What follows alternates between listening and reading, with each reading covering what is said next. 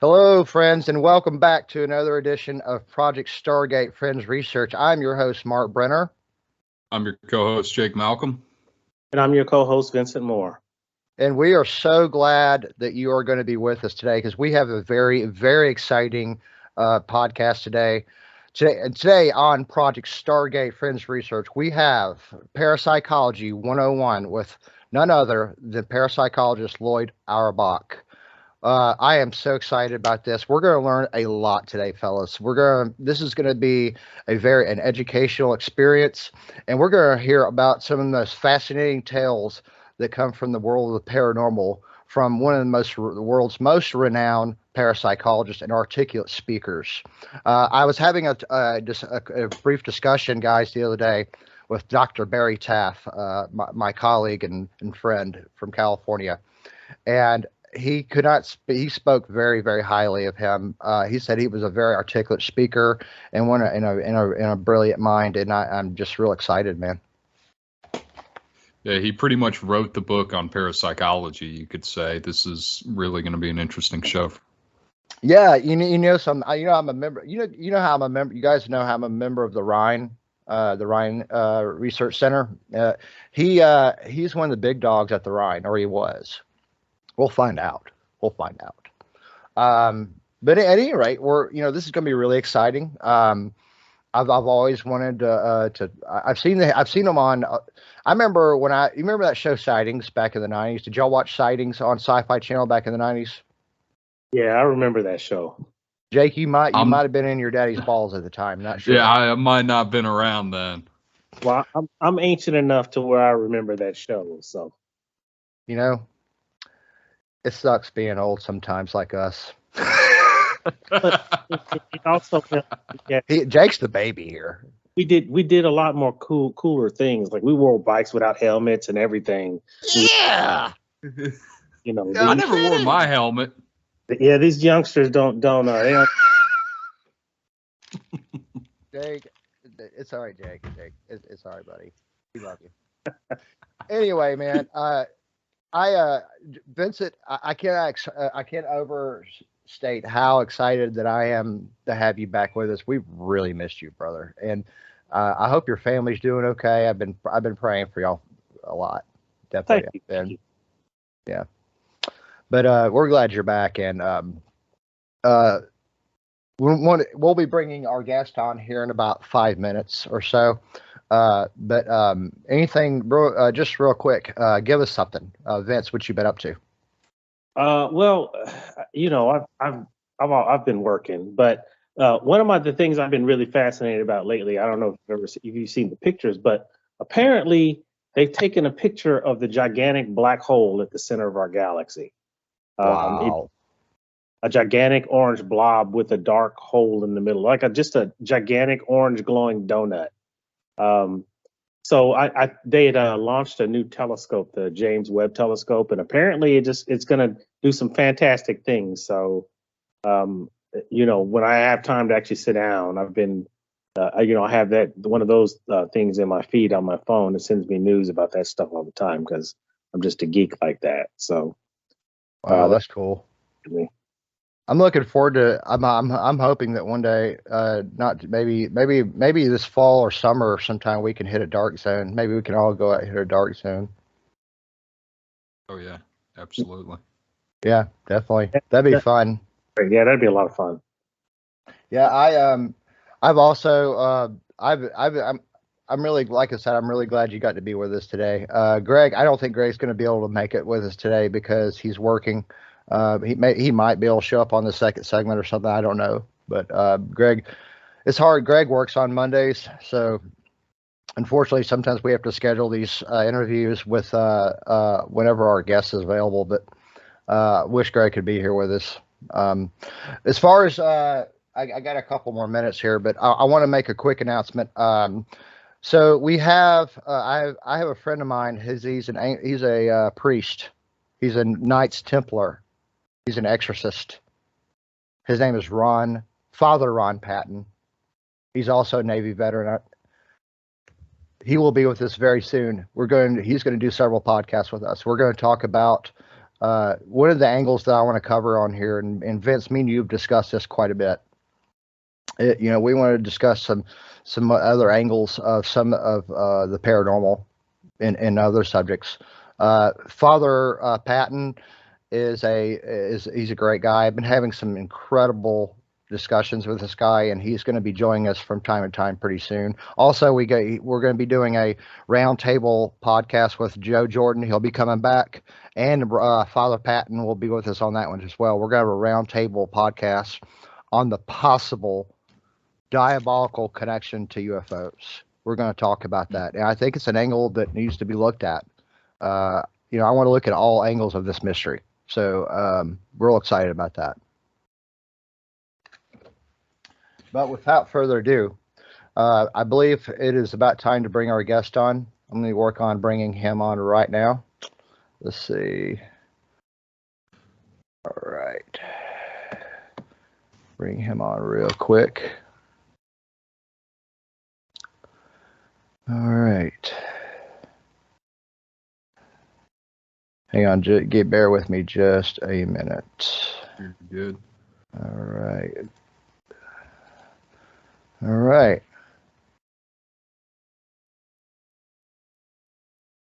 Let's see. I think he's coming. Yep, he is dialing him.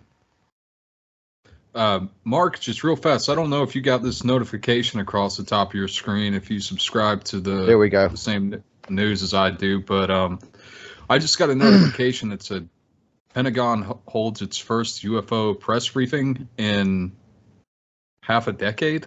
Is that? Yeah, we're gonna get into that here in just a minute. We just got our Loyd Auerbach. Thank you, sir, so much for being with us on Project Stargate. Are we doing video or just audio? Video. Okay. Well, let me turn that on then. Okay. All right.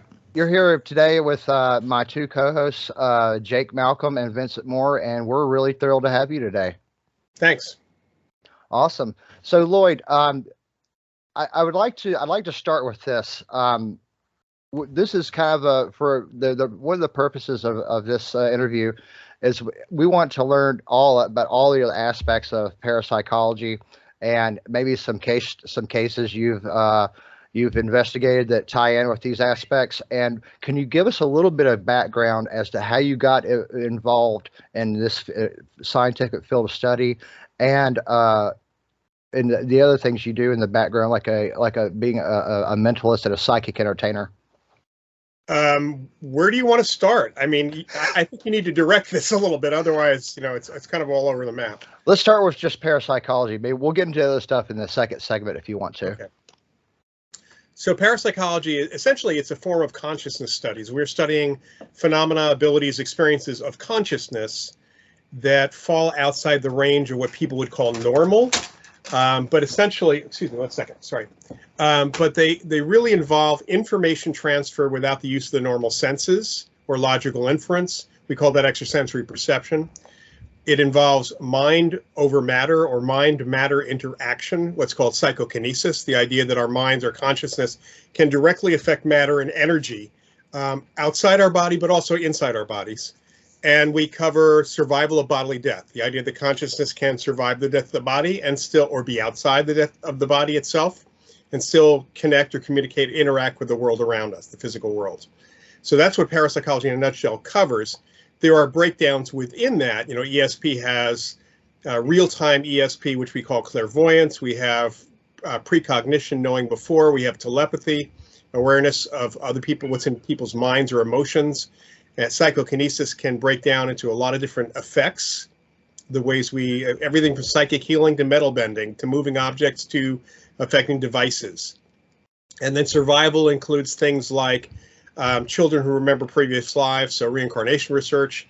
My area, which is apparitions, the idea that people are sticking around as ghosts, but also we include in that mediumship studies, as well as out-of-body experiences, near-death experiences, a variety of things. So the key is that we're focusing on what the human mind, human consciousness does. We don't really consider or have time or energy or even personnel to study the things that might be at the other end of our perceptions. Well, you know, years ago, I started researching various different types of paranormal subjects 18 years ago, and I remember in our discussion, our brief conversation today, I kind of gave you a little background on myself as to why I did.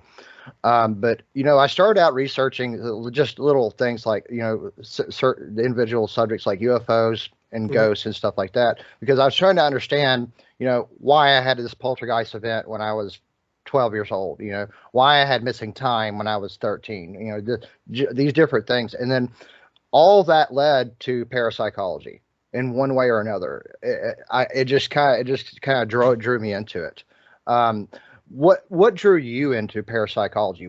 How did you get into that? Well, I can point to a couple of things. First of all, I had a TV set in my room when I was 2. My dad worked for NBC.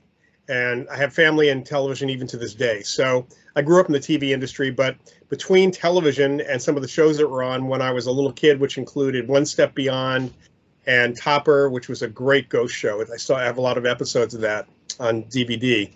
That was how I was exposed to some of this stuff. But then it was comic books and science fiction that I really got into. At the same time, so I started to read when I was probably 4. My mom was a preschool teacher and taught us how to read early. And I started reading comic books. I started reading kind of science fiction-y stuff that was available for little kids. And some of that had to do with psychic powers.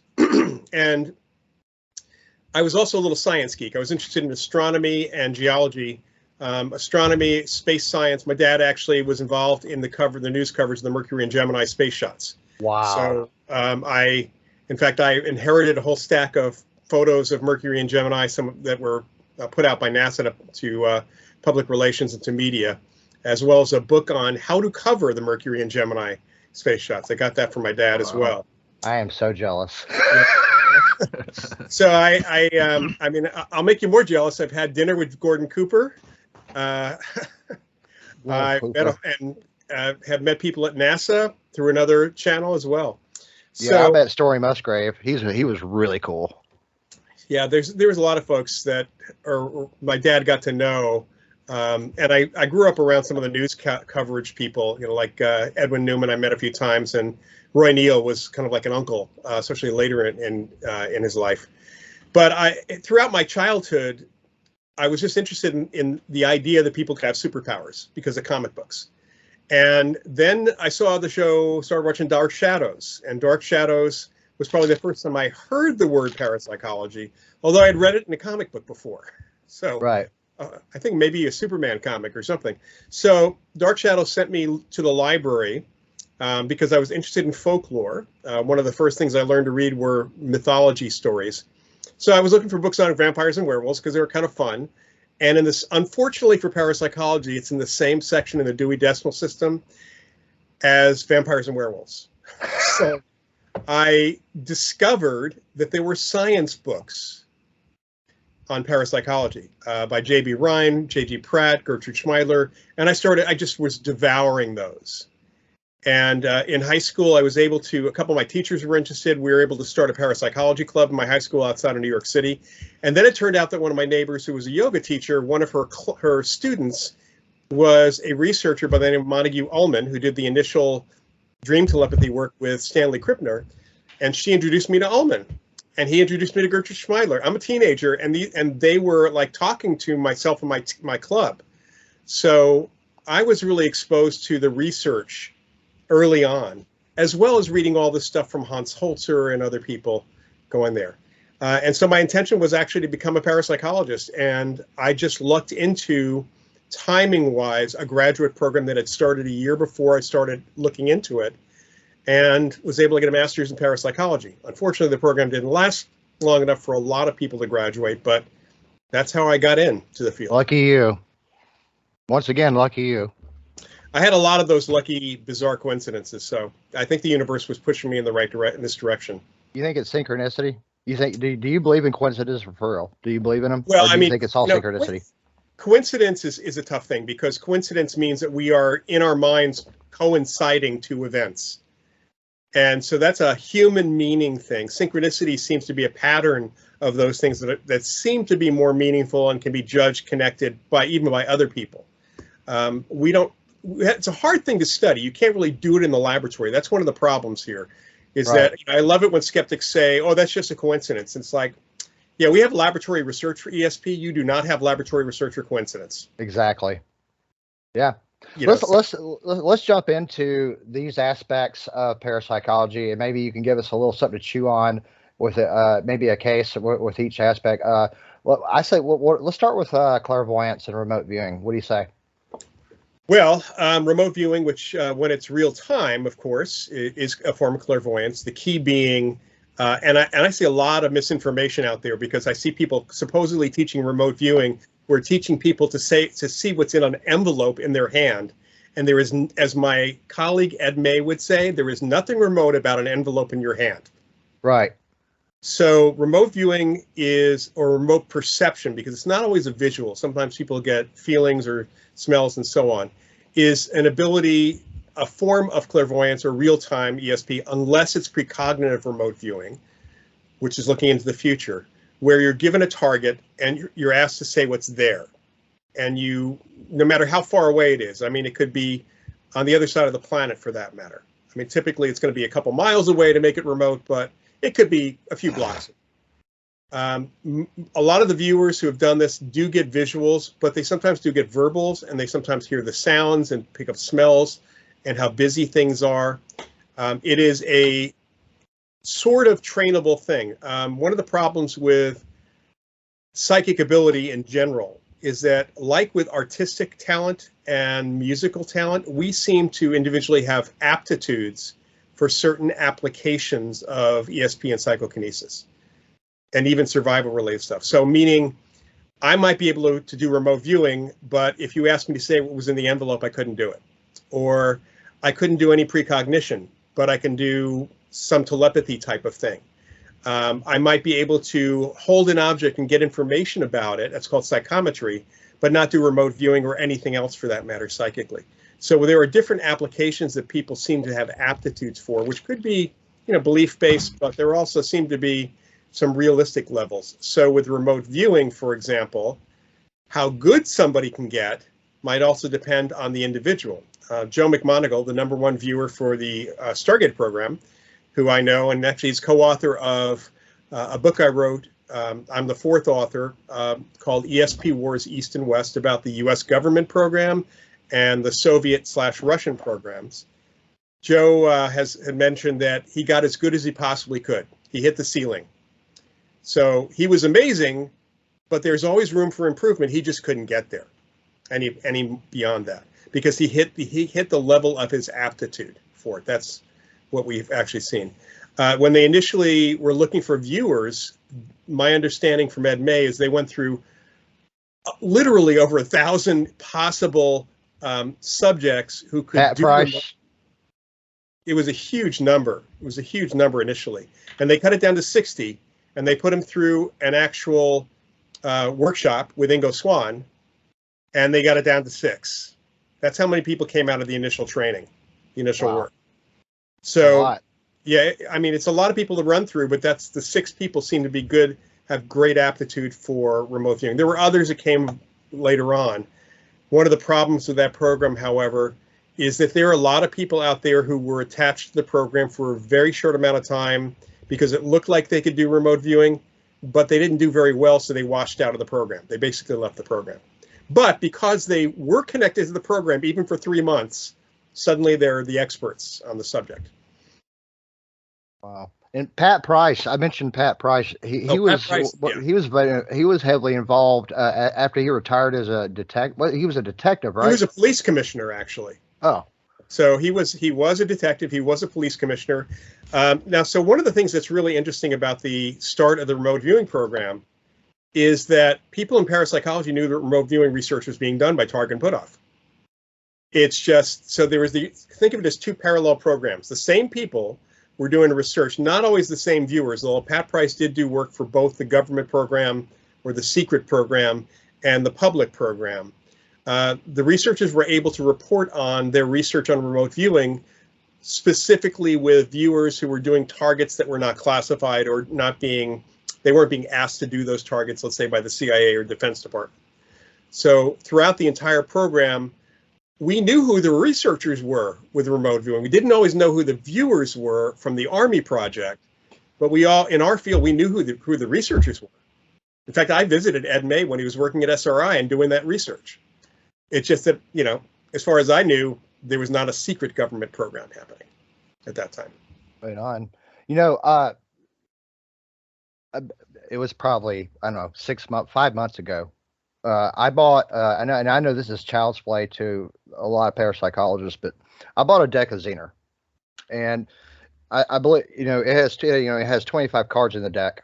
Right. And my wife, she has demonstrated, I believe, you know, I'll get into more of this later if you like. I believe my wife may be an agent of some kind. I'm not 100% sure, but I tested my wife. I did out of 10 consecutive tests with the Zener deck. She consistently scored between 14 and 24 on that Zener deck. I mean, consistently. And most of the ones she didn't get right, it was almost like it was precognitive. Like she was getting it was going to be the next one, the one that she guessed. It was actually the next one on the list sometimes. So, you know, what do you think of that? In the testing that J.B. Ryan did, he found that there were some subjects who were not doing very well, except that they were guessing the next card that was going to be coming up rather than what they asked for. We call, you know, that's called a displacement effect, and sometimes it was 2 ahead, not just 1 ahead. So that does happen with some people where precognition is more relevant than the real-time stuff. Wow, and I was just blown away. Like I would just sit there. That's a really amazing. Honestly, that's a really amazing hit rate. Yeah.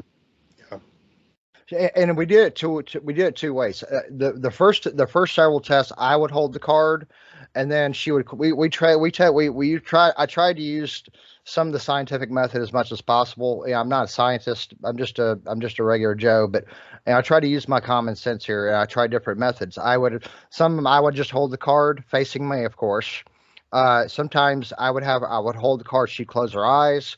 Sometimes that she would hold the card and pull it off the deck, and she would close her eyes, but hold the card facing me, and I was astounded how accurate my wife was. She ought to try some of the online experiments that are out there.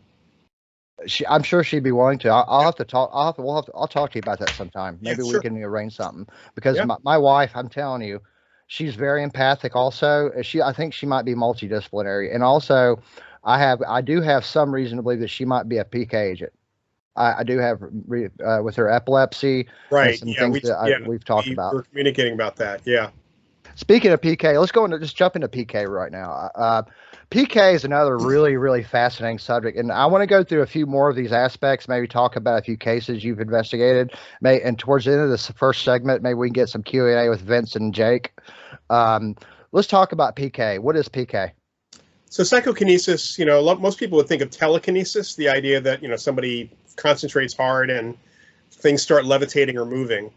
But psychokinesis is the broader category. It means motion or action by the mind, because that's what we're really talking about. Telekinesis means remote action. And actually, when I use my remote control on my TV, that's telekinesis. It is. Yeah, or control car, that's telekinesis. So we don't like to use that term for that reason. You know, we're talking to the public sometimes about that specific case type of thing. That's fine. But PK, it covers a really wide range, because we're not exactly sure always where the effect is actually happening. So even for something like metal bending or psychic healing, for example. So either, you know, those are kind of parts of the spectrum of psychokinesis. For metal bending, there have been metallurgical analyses of some of the spoons from the spoon bending parties and other things that seem to have either bent way too easily or bent into shapes where they should have been broken, snapped. Maybe the metal itself was a brittle metal, like a hacksaw blade or something like that, or the metal flopped over on its own. And there's a difference. The metallurgical studies were done in the early 1980s, and there was a big difference looking just simply under a microscope between what happens when you physically force a bend versus these things flopping over on themselves, as if parts of the grains of metal actually melted into each other, versus fracturing and pressure points that are happening. So that's one thing that was really interesting. I've run a bunch of spoon bending parties over the until the pandemic. I'm hoping to do them again. And it's pretty amazing to see what actually happens. And it's pretty clear when you're watching and you're not really part of it, you're kind of directing things. It's clear when people are putting pressure on. You can see that. You can see that in their hands. Right. And then you have things that just get bent into the most bizarre shapes or seem to be beyond their ability. I often buy really cheap spoons at like dollar stores. And I played with, the reason I did that is I started playing with those kinds of spoons. And like plastic spoons, they snap if you bend them too quickly. So to see someone quickly bend something into a spiral, and then actually we had someone who was able to unbend them, which was really bizarre. But she actually asked that. She said, "Can I unbend those things?" And she took these spoons that were cheap, that would normally break when you bent them. To unbend them, there was just no way to do that without breaking them. And yet she was able to straighten them out. I've seen folks bend things, these 1-inch thick aluminum rod or very, very heavy spoons or other utensils, and even done it myself over the years. And it's a really peculiar feeling when you're doing it. And you kind of know, if you're a researcher and you lean into this field, you start recognizing the sensation, which is no sensation. It's really interesting. It's not about concentration. It's not about that vein throbbing on your head. It's about letting go of perceptions and beliefs, which is one of the reasons why the spoon bending parties work. It's because we're trying to get people to act really goofy spoons, and that overcomes a lot of the issues of the psychology of psychokinesis. What's happening in the environment? We can take measurements of changes in the environment. What's happening in the environment from what you've observed, and even, maybe even biologically, if there's something going on? What's going on when something flies off the table, flies off the wall, a spoon's bending? What's going on? What have you observed in the local area environment? Well, first of all, I have to say that with the things flying around, like in poltergeist cases, we can't do a whole lot because in terms of measurement, we can measure the environment, hoping that something's going to happen, but then something has to happen. And those things are typically very spontaneous and unconscious. The folks who've been able to do PK on a regular basis, I work with a guy named Martin Caden, who was connected to NASA, as it happens. He was a consultant to NASA, and Marty was, among other things, an incredible science and science fiction writer. He wrote the book Cyborg, which became the $6 Million Man. He wrote a book called Maroon, which was an Academy Award-winning film with Gregory Peck in the 60s, which predicted the Apollo 13 event. Excuse me. And actually, he was someone who could move objects under very controlled conditions. Before I even worked with him, he had people from NASA and other organizations that had actually done some work with him under controlled conditions. He couldn't move big things, but environmentally, it was really interesting. We call PK the trickster phenomena because if there's 5 ways for something to move, like in his case, he was moving these small targets that were spinning on spindles. They could be enclosed in an airtight bell jar. You could wait and watch and see nothing happen. And you could do all sorts of measurements. So sometimes we saw that the temperature inside the bell jar did raise by 1 or 2 degrees, which really wasn't enough to cause microcurrents of air, but it still raised. The next time we tried measuring that, we're also measuring electrostatic fields. We see an electrostatic field, but no temperature change. And the next time we see nothing in our sensors at all. I think I've heard Dr. Tapp talk about that a few times in some of our private conversations. I think I've heard him mention that before. Yeah, it's a weird thing. And then we don't know. Marty did do some studies prior to working with me with some folks who did take a look at some things around his brain. One of the things they were doing is to see whether or not he was giving off biophotons in an increased manner. Our brains do give off photons. They're called biophotons, usually in an order of 1 to 3 per second, which is not very much. In fact, it's not visible. I mean, even you can in a completely darkened room, 1 million biophotons is not visible, typically. And in fact, we are doing research. John Kruth, who's the executive director and research director at the Rhine Research Center in Durham, North Carolina, is doing biophoton research and has worked with healers and martial artists who have been able to go from that 1 to 3 or 1 to 5 biophotons per second to over 500,000 per second to even up to 1 million per second. again, not visible, but detectable in a complete and darkened room with a particular type of equipment. So there can be some physical things that can be measured. It's just that the way we think of them, they're not observable, and you have to be in certain conditions to measure them. You did a great job explaining that. Just imagine, gentlemen, if we could harness this ability for other things. What if we had like a device in our home, and we had a couple cables connected to it, and our home was just powered indefinitely? What if we had like a little ship that could... Let me stop you for a second, because one of the interesting things about PK is equipment or appliances working without being plugged in. Right. So exactly what you're talking about. Exactly. But if we could discover what type of energy is actually driving PK, I think I should have reformulated that.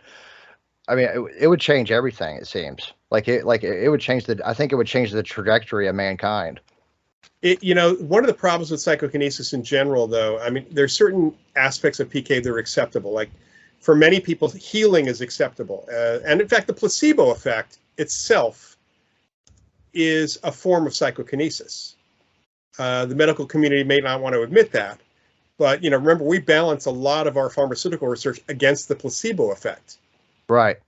And when you think about that, sometimes people feeling better because the sugar pill they were told was medicine is one thing. But when there's an actual change in the body, which does happen, and medical science has seen that with placebo, that is psychokinesis, when I'm affecting my own body, positively or negatively. Negatively, it's called a nocebo effect, and we know about that one.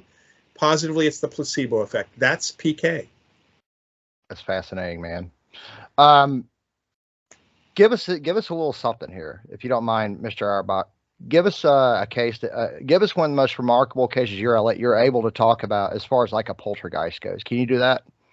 Sure. I can give you a couple of cases. One was remarkable. Remarkable to you may not be remarkable to me. So I'll just give you a couple of key cases, just kind of like to say that. Cool. I had a case years ago. I had a couple cases in the mid 80s. We actually, because when we had a graduate parapsychology program, we were getting a lot more cases at that time. But we had a case where a couple had their son was at the center of a really interesting poltergeist situation where there were bursts of water that were appearing right below the ceiling and kind of splattering in all directions. Are you talking about the Rain Boy in Pennsylvania? No, I am talking about a kid here in the Bay Area in San Leandro, California. Okay. So, yeah, this was a case. I've had other cases of water. This was a case where the parents had done everything possible to determine a normal explanation for it. In fact, one of the things that the father had thought was maybe the pipes are leaking, so they had plumbers come in. Maybe there's a condensation effect. So they actually had our local utilities company, Pacific Gas and Electric, come in. And while the guy was there were 5 bursts of water that he observed with everybody else. Wow. And he was the one who actually said, I think you need a different kind of expert. And he kind of pushed them towards JFK University. It was interesting.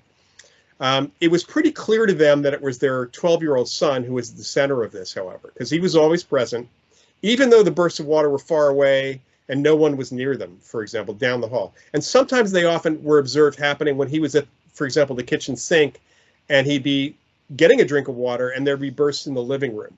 So it was connected to water in some way for him. So I got the call, and at the time, the couple and their 2 kids, their 2 boys, were at their next door neighbor's house. And I'm talking to the father, Don Pollard, and he's explaining all this.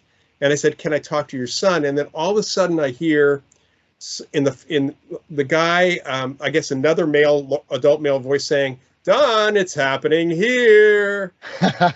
And I heard some pops, very faint pops, and turned out that there were water bursts in the other house as well. So their son David gets on the phone with me, and I started talking to him. And one of the things we look for in poltergeist cases is what, right before the events happen, what changed in your life? I mean, for an adult, it might, did you lose your job? Or did you have a problem with the relationship? Did someone die in the family? Was there something that emotionally connect or stress related or emotion related is negative for you.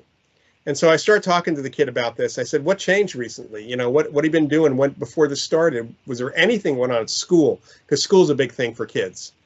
And he said, well, I used to do martial arts, which to me was a really good thing. He said, but I had to quit. I said, why'd you quit? He said, well, I don't like to compete. And as soon as they were teaching us, and then suddenly they start competing against other schools, and I didn't want to do that. So I quit. I said, did you tell your parents why you quit? No, I just told them I wasn't interested anymore. I said, well, what happened next? And he said, they wanted me to have an extracurricular, and they knew I liked to swim, so they kind of pushed me to be on the swim team. And that's when things started happening. So he hated swimming, in other words. He loved swimming. He loved it. Competing. He hated competition. Okay, I understand now where the emotional factor comes into play here now. Yeah. So the water was representative of that swimming thing. As it happened, I knew a martial artist, kung fu teacher, who spent more time with his students on practice and also the philosophy of and the using chi and everything else. His school rarely ever competed at all, and his claim, as far as big thing he would tell students, is we don't have to compete if you don't want to. When we compete, however, we always win. So that was another, and which is true. I mean, they won they almost never competed, but they won every competition. So he started taking lessons from this other guy. And honestly, as soon as we brought the competition thing into the discussion, and the parents said, okay, you can quit the swim team, it stopped anyway. But the martial arts piece really helped a lot. Wow. Another case I had was a woman who came to us at JFK claiming she was an ex-cop, had been a cop in the Bay Area in San Francisco, had moved up to Alaska after she got divorced to get far away from that situation, left her son with her husband, came back after 10 years of being a cop up in Alaska, was in high-tech security with other ex-cops and ex-military people. And all of a sudden, she started talking about some shadowy figure that would grab her by the throat and choke her. And when she came in to see us, she had marks on her throat. She took off a scarf. She claimed to have other witnesses. The other witnesses who I spoke to who were actually her coworkers, did see one attack or the aftermath of the attack. They didn't see what she said they saw. They saw the bruises actually appearing on her throat. So when my colleague on the faculty and my colleague Sharon Frankmont was a psychologist, also very psychic. So she was a psychic as well. And we went out to her mom's place where she was living for the time being, had been there for 6 months or so. And she had an attack in front of us where she fell on the ground. I actually could see it about to start because I was looking right at her when she was freaking out. And she falls on the ground. Her hands never touch her throat. Her throat bulged out like a bullfrog's. Ooh. 4 depressions on one side, 1 on the other. And she's squeaking out, "Get it off me, get it off me." That's awful. It is awful, but it was the weirdest thing. I had only been in California again for 2 years. I was still pretty much a New Yorker. So I started using some choice 4-letter words to tell it to get the F away from her. And it stopped. It was like really bizarre, honestly. And Sharon, who was incredibly good at picking up spirits, among other things, looked at me and shaking her head, no, there's no spirits, there's nothing. Sharon starts asking some questions about what was going on. We find out she started having nightmares about her father molesting her as a child. Her father had been dead for years. She was seeing a therapist, not telling the therapist about the attacks, about the nightmares. It was all interrelated. And the attacks typically happen when she started talking about her father, or either right before or right after she went to the therapist was when these things started happening. So this was actually a nocebo effect. This was her own mind doing a poltergeist effect on her own body. It sounds like the Doris Byther case a little bit. Yeah.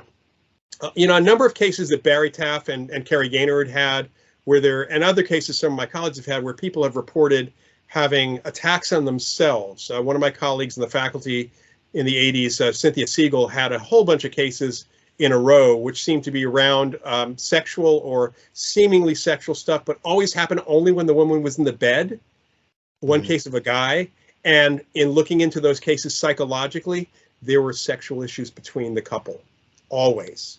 I bet. It So makes sense. It makes a lot of sense what you just said. Poltergeist phenomena is mostly tied to the person's psychology, to living people. But as I told you when we talked last week, in about 30% of the cases, and Barry Taft's cases he's had a bunch of cases like this, there's a neurological issue, either epilepsy or epileptiform activity in the brain. And one of the theories, or I should say hypotheses, is that the poltergeist activity is actually the seizure. I agree with that, because you remember briefly in our conversation last week, I told you about an incident that happened with my wife when she was having a clonic-tonic or a grand mal type seizure. Myself and one other, possibly a second witness, saw her glasses have a mind of its own. Why? But this one thing I will note, Mr. Auerbach, is when this happened, she was kind of coming out of the seizure. She still was. She did. Yeah. Not all her dogs were barking yet. Some of them were still meowing.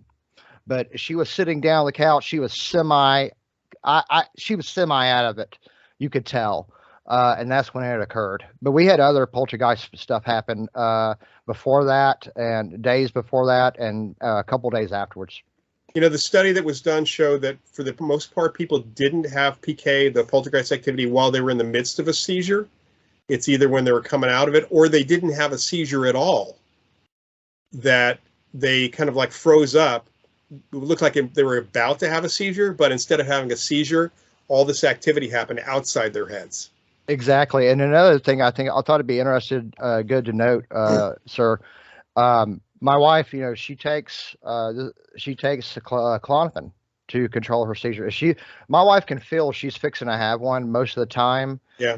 She can't put her finger on what's happening. She'll just take some clonazepam, and it's cool.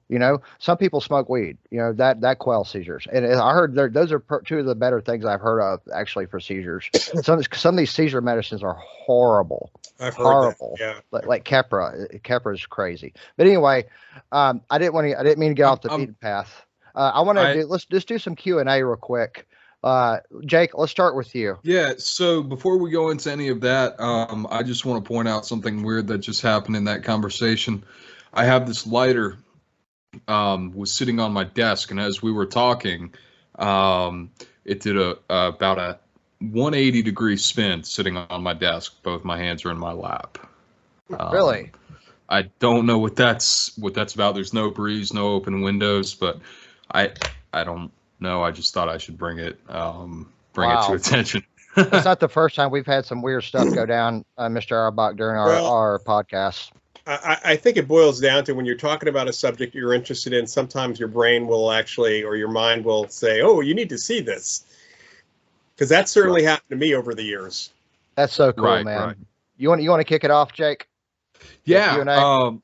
So I've actually been taking some notes here. Mainly what I'm curious about, the spoon bending, because that is something I am a bit familiar with. When you're focusing on bending a spoon, or the subject is focusing on bending a spoon, are you focusing on bending at a certain point, or does it just happen randomly? Like, is this something where you actually have to focus on bending it to a 45 or all the way to a 90-degree angle, or it just kind of happens and it's so one of the things that's really interesting about the spoon bending part, we call them parties because you do try to get that party atmosphere. It really does take you out of your own place. There's a psychology behind doing this that goes back to the 1960s. A guy named Kenneth Batcheldor came up with a couple of elements around psychokinesis. One is called witness inhibition. When people see someone bending a spoon outside of an entertainment context, or bending something or moving something, some people freak out. But then there's ownership resistance, which is the big thing. People have a problem accepting that they can do it. In the spoon bending parties, what we do is we blame it all on the spoon. So what's going on is you're not trying to bend the spoon in a particular way at all. Okay.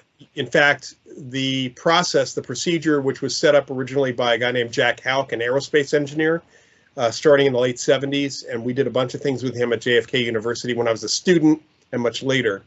It was you go with which, first of all, the spoon you're holding may not want to bend. So if it doesn't feel like it wants to bend, pick up a different spoon that feels like it might want to bend.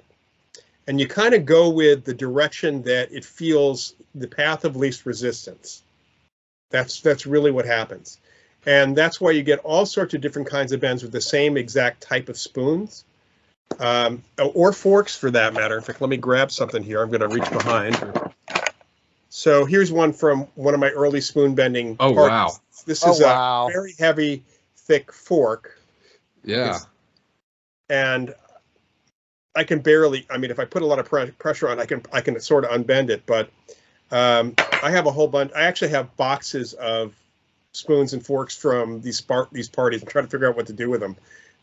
People will take some souvenirs, but not every one that they bent. I want to be just like this guy when I grow up. I swear, man. No kidding, man. No kidding. They're kind of fun. They're fun to work. It's really, and it's great for older kids are really good at this too. And you never know which direction something's going to bend. That's the thing, or if something's going to bend. I did a small group at a place where I was teaching courses a few years ago, and someone who was a researcher who had never done a spoon bending party before, we had some plastic spoons. He bent a plastic spoon. And it didn't without break. snapping. I mean, it's I can't even fathom that from any sort of normal explanation. So without heating it up first, melting it. Sure. And that kind of leads into my next question, if I may. What, in your opinion, what do you think is causing the fusing of the metals that we've talked about? Well, Jack Houck often called this process warm forming, because you'd find that sometimes the utensil would actually feel warm, not hot, but warm.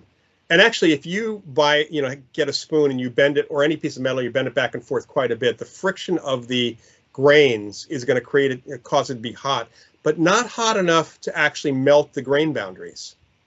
That's the interesting thing. The melting point of aluminum is 1100 degrees, and people have bent aluminum rods.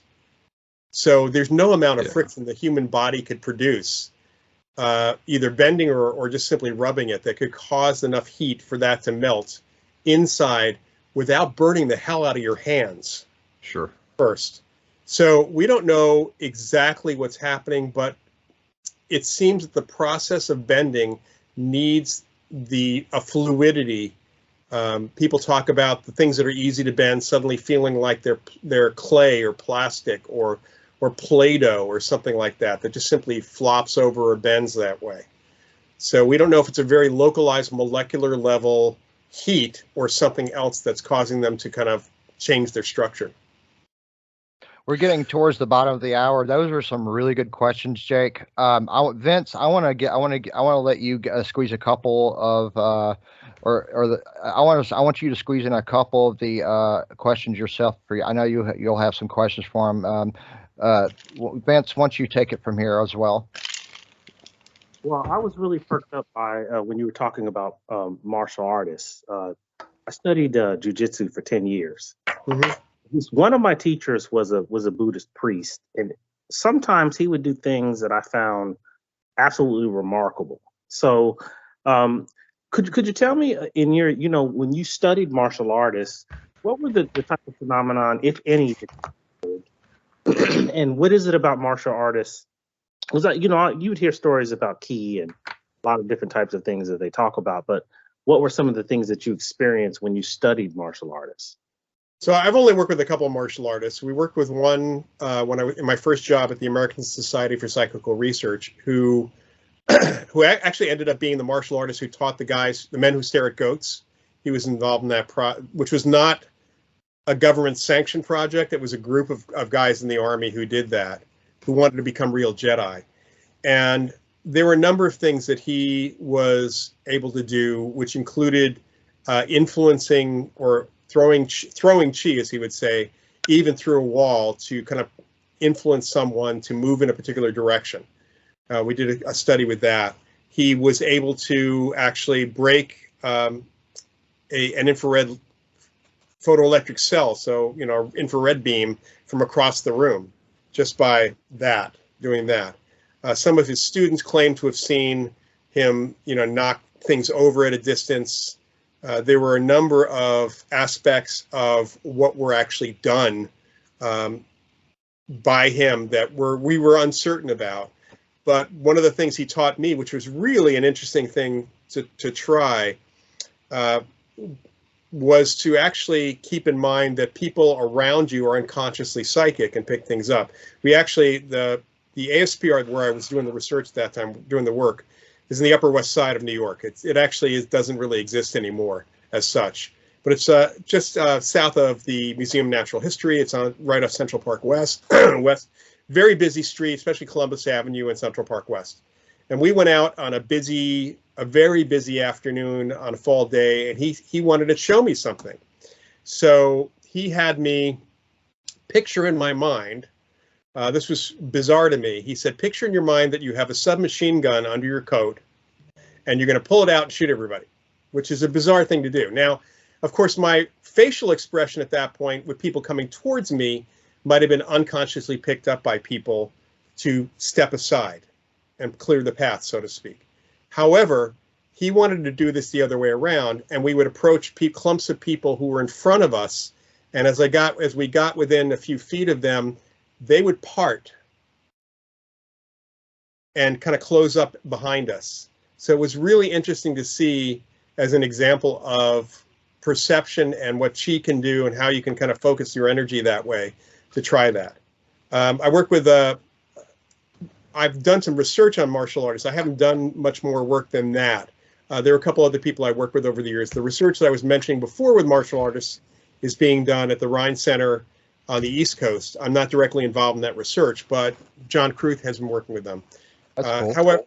However, my dad was, as a sports producer for NBC, he did produce a number of the karate events for NBC back in the 70s.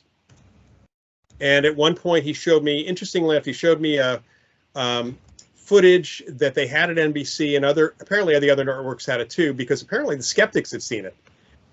One of the skeptics made a big comment about it. This was a film shot at 1,000 frames per second of someone doing, basically breaking, it was either cement, I can't remember off the top of my head here, with a cement block or brick. And it showed it from the side where it was the hand approaching the brick, and you could see the actual stone breaking before the hand hit it. Wow.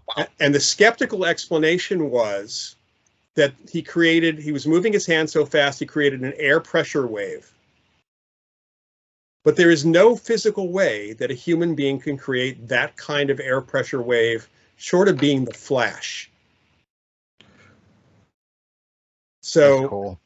There have been a number of other circumstances. There's a lot of apocryphal stories about martial arts doing some pretty amazing things, some of which are tricks. There was a Magic magazine back in the late 70s that even had a martial artist actually wrote up a list of stunts you could do that look like you're breaking something with your hand, but really not. There were a whole bunch of things that were included in that.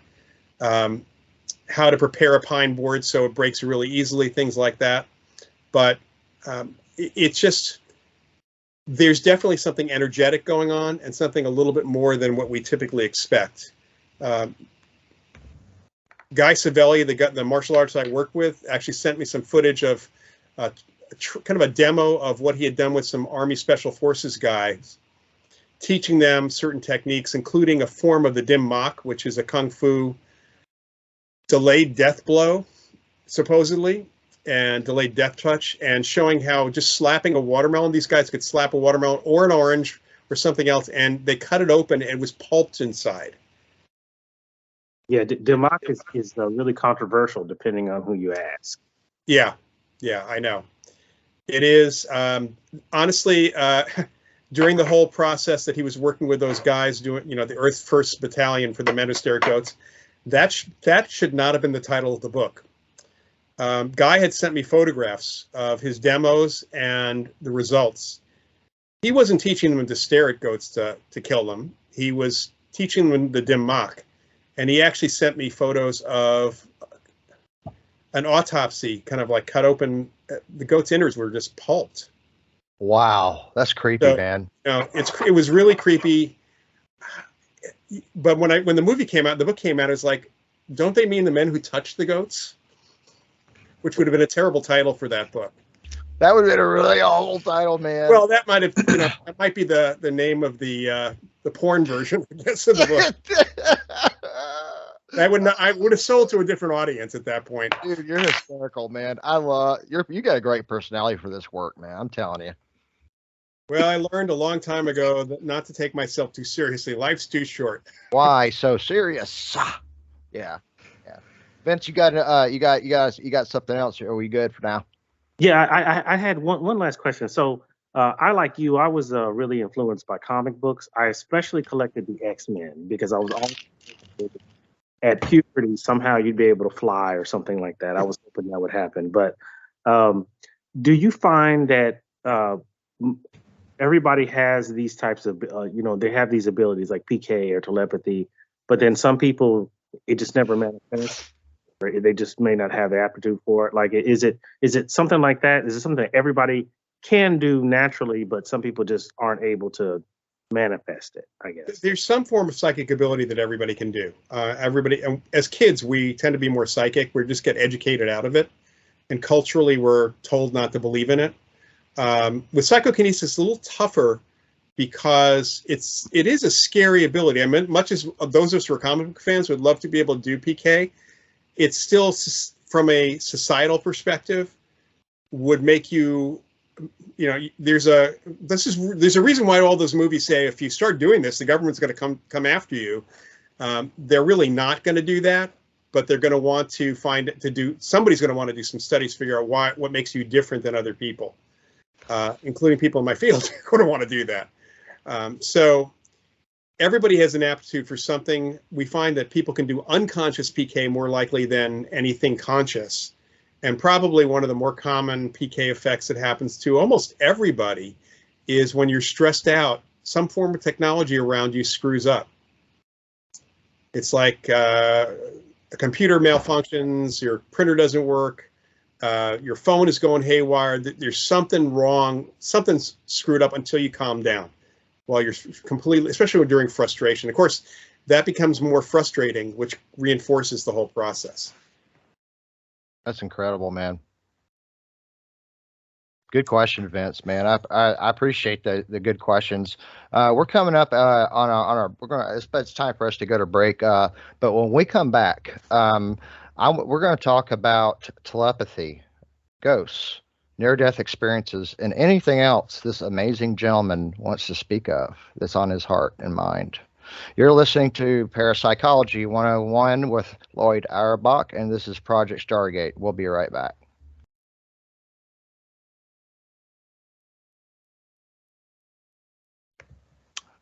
All right, welcome back to Project Stargate Friends Research. This is Parapsychology 101 with our special guest, parapsychologist Loyd Auerbach. Loyd, welcome back, sir, and welcome back, Jake and Vince. Jake, you had a question. There's another question we did get to earlier, and I apologize. We were kind of coming up hot on our first hour. But you had one further question also. Would you like to go ahead and kick that off, and then let's talk about telepathy. Sure. And this might feed into that. And I did, I did not have this question poised at that point. But when it comes to biophotons, we touched about this, and this is the first I'm hearing of it. Could biophotons, the way some people can sense when someone's walking into a room, or when they're in a room and they're not alone, or perhaps you're in a gas station late at night, someone walks in, you get that gut feeling. Could that be biophotons and how it relates to other people around you and how they're projecting theirs? It could be. There's been no mechanism that's been detected for that, but for humans to sense that sort of thing. But it tends to be, if you look into the psychic world, they talk about auras for people. Sure. And Yeah. that was actually going to be my next question, if Yeah, that's related so to aura that's and not chi. biophotons. We think that that is a visualization of the electromagnetic field that everybody has. Sure. So, there's a couple of different things that we give off. We do give off an electromagnetic field, which can ebb and flow depending on our health and other things. And we also give off infrared energy. That's the heat of our body. So we think that what is happening with an aura, when somebody says they can see auras, is that they are picking up on, they have an electromagnetic sense, a magnetic sense. They're picking up on the field, but their brain translates that into a color because there's no other way to see that. I mean, it's not a visual to begin with. That's one of the things that we know about perception, is that a lot of what we see or hear is not the full spectrum of the world. That's number one, even in the visible spectrum. So it's a matter of when you get psychic information and you see something like seeing a ghost, you're not seeing that ghost with your eyes. You're seeing that ghost with your perception. That's the end result of data coming in and your brain or mind making sense of that and adding it to the visual stuff. Now, it may be that biophotons are part of that, but we've been doing studies with remote staring since the early 90s. Everybody has had the experience of the sense of being stared at and knowing that somebody's staring at you. And in fact, the first research on this goes back to around 1915. There is an Army field manual that Martin Caden, who I mentioned earlier, he showed me, which actually had a little paragraph in it that said, for snipers, advice for snipers, do not stare at your target for more than 1 minute, because by the process of mental telepathy, that target will know that you're staring at them. So it's been recognized in all sorts of aspects. What is it about that? So is it telepathic, since we're going to start talking about telepathy, or is it actually just a sense of energy? I mean, we may just sense the energy of other people, and we can kind of sense other people's energy anyway. There are a lot of applications and even some experiments about that. For me, every once in a while I run into one of these so-called skeptics who, when you start talking about energy from the human body, or psychics talking about seeing energy around a body, I've actually seen and heard a couple of skeptics say, we don't give off energy. It's like, okay, dude, you must be dead, because at the very least we give off heat, which is energy, Right. Very interesting. Wow. All right. Well, that pretty much answered basically the long and short of it. Could we be picking up on each other's biophotons? It would be interesting. I don't know that we know if we have photoreceptors in our skin that will allow us to pick up 1 to 5 biophotons per second. We might. I mean, there's still a lot we don't know about the human body. Right. Yes, that is very true. That is very true. Telepathy. Yeah. How about so, first of all, telepathy is not like in science fiction. It is not what Marvel Girl or Jean Grey can do. Or Deanna Troi on Star Trek. Or Deanna Troi. She's an empath. She doesn't do, but the other Beta Zeds can actually do telepathy, real telepathy. She's more of an empath in that sense, a psychic empath. But interestingly enough, the word when I hear people talking about the word poltergeist, a lot of ghost hunters use that term all the time, and they insist that because it means noisy ghost, that's what it translates to, that's the only definition for it. But the reality is, words change. Telepathy, when it was first introduced, telepathy means feeling emotion at a distance. It's not picking up actual verbal information, but we know that that's changed. That changed in the later part of the 19th century. And certainly science fiction made telepathy all about mind reading and back and forth kind of stuff. So what we seem to see with telepathy is that people can connect, people who are really emotionally connected do have sometimes mutual dreams. They pick up things from a distance. We all have kind of the experience of knowing who's on the phone. These days it's caller ID, but in previous iterations, we kind of knew who was calling us at that time. That may be precognition. It may not actually be telepathy. But there's an element to this that seems to be that people can pick up some people's surface thoughts, I would say. Do you mind if I interject something really quick? No, please. I'm so sorry for interrupting, but I want to relate a quick experience to you that I've had along these lines, real quick. I told you a little bit about some of my past paranormal experiences. And I use the word paranormal as a blanket term for various phenomenon, just to get that out there. But one of the most vivid experiences I remember, I was probably about 4 or 5 years old, and I was staying at my grandparents' house in South Mississippi, and I woke up. I set up I was in a basement bedroom, and I woke up, and there were three entities standing at the foot of my bed. Uh, and they were very small. They were wearing these dark maroon colored robes, kind of like a druid cloak. They had something over their head. They were about 3.5 feet tall, I think. Big black almond shaped eyes. Very small nose. That's what I remember from the experience. But they gave these ideas started popping in my mind.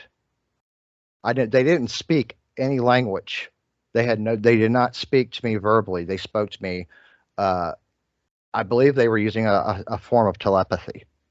Because, and my question here is, would you consider what they're doing what they did to me and thousands of other testimonies that are very just like this, where these possible ETs or interdimensional entities, when they have these contact or abduction scenarios, it's almost like they're putting thoughts in a little simple command, very simple, direct commands like "come with us," or "don't be afraid," or don't hurt us, or something like that. What's your thought? Does that fall in line with what? Well, if they exist at all, they may be communicating via telepathy. That may be an easy way. But along with that, when people communicate with an apparition, with a ghost, when mediums have communication with spirits, that's all telepathic. That's not, they can say, I can hear the voice of the ghost, but really you're not hearing it with your ears. You're getting telepathic information. Your brain is turning into an audio kind of experience. And that's not how everybody experiences it. Some people just experience it as this thought popped into my head from this guy who's standing over there, who's going to disappear in a second. So it's all telepathic anyway. It's all mind-to-mind communication in that sense. And then we also have people on occasion who we have built up defenses. I mean, we have things that allow us to block the thoughts of people around us. Otherwise, we would go crazy, and that can happen. Imagine being in a crowded restaurant.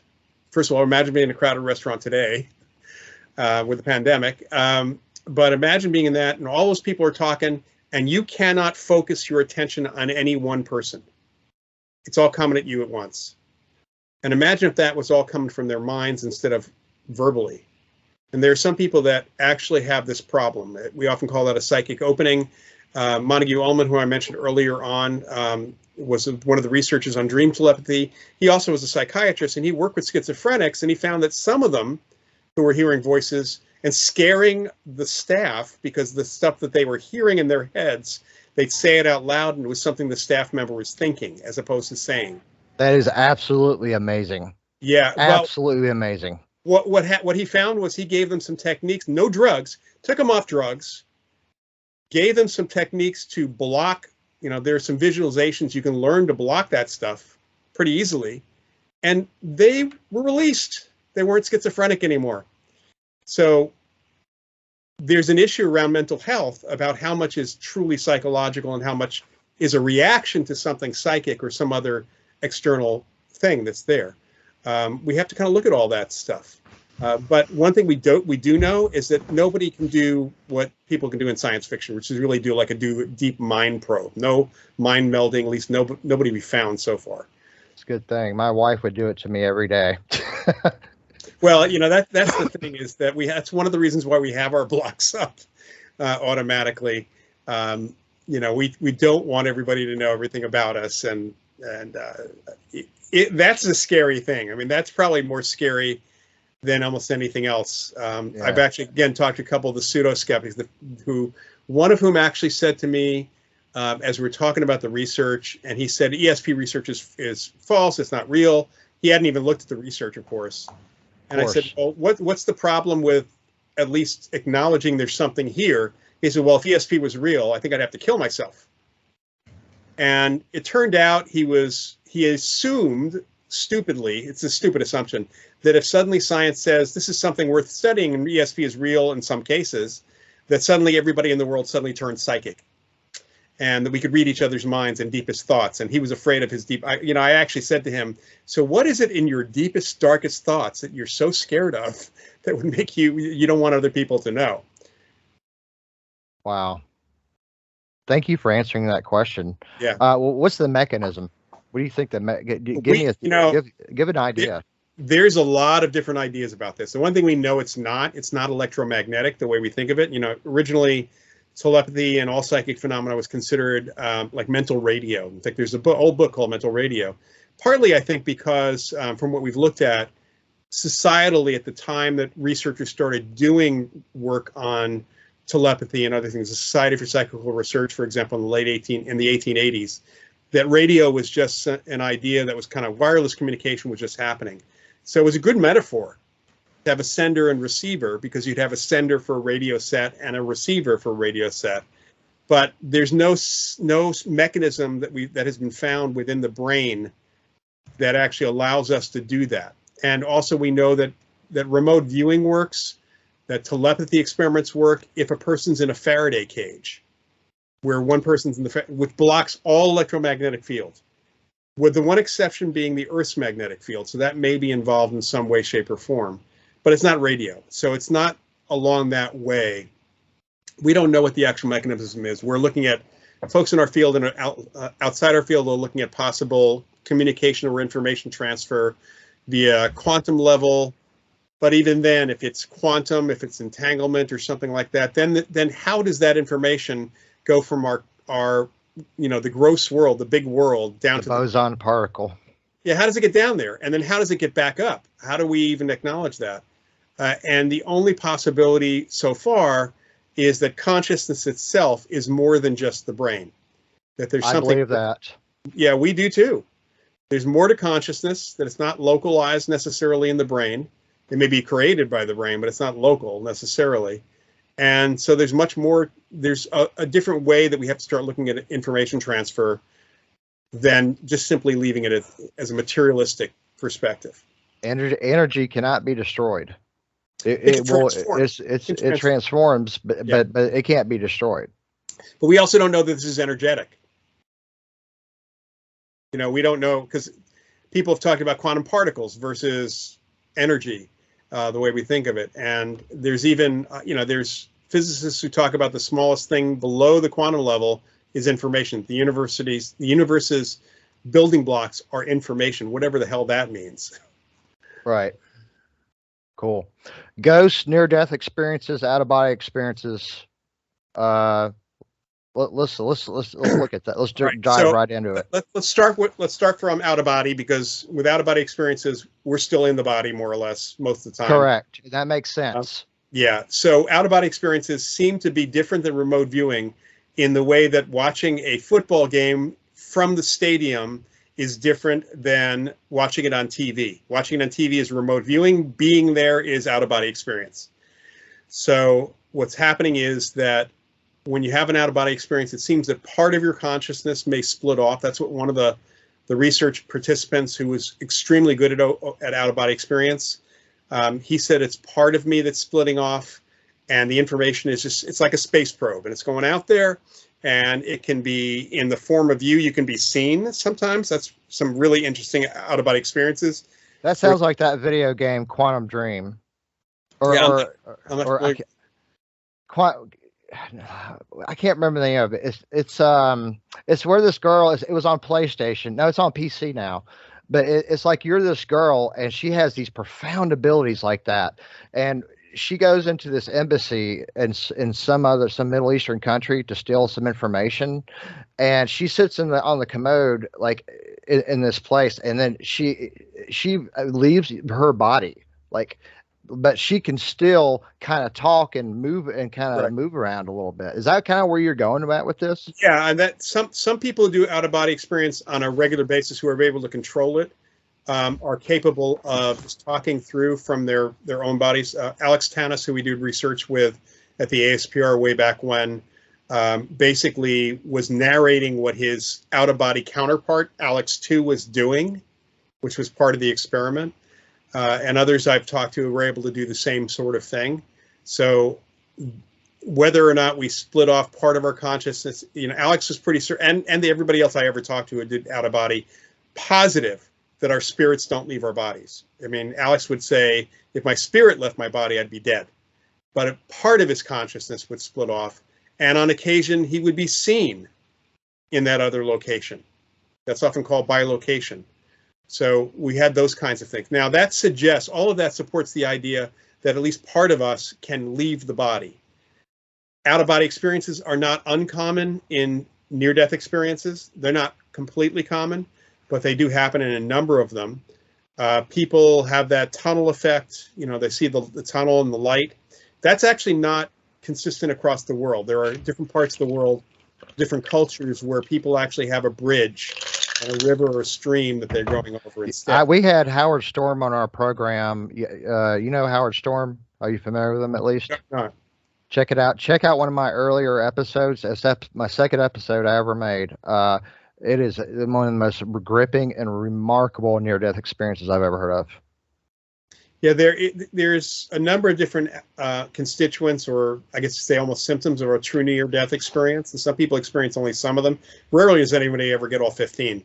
But with the out-of-body experience, and some of them, there have been really good examples of people not only hovering above their bodies and being able to later on describe exactly what was going on, but even going to another location in the hospital and describing what's in the next operating theater or someplace else in the hospital, which is not possible under any circumstance.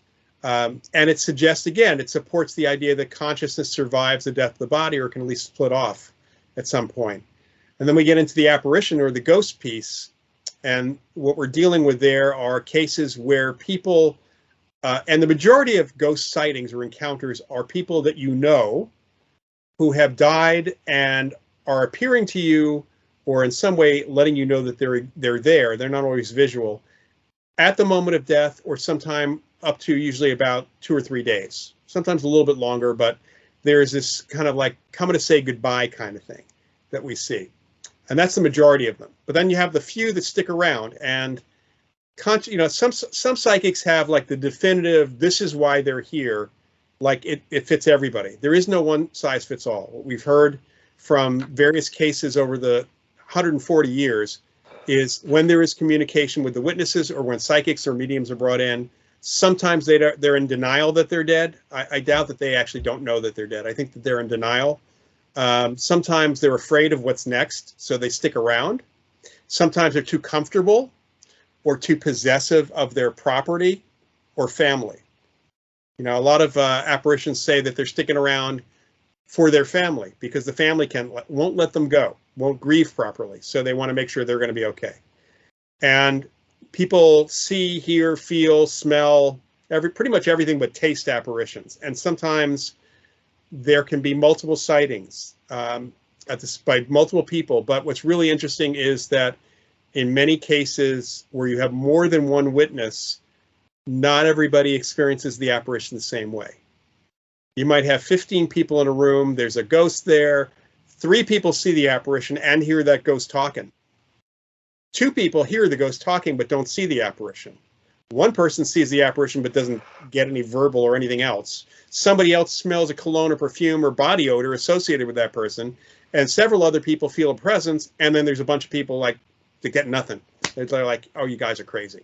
Have you seen an apparition yourself? I have not seen an apparition, but I have heard, felt, and smelled.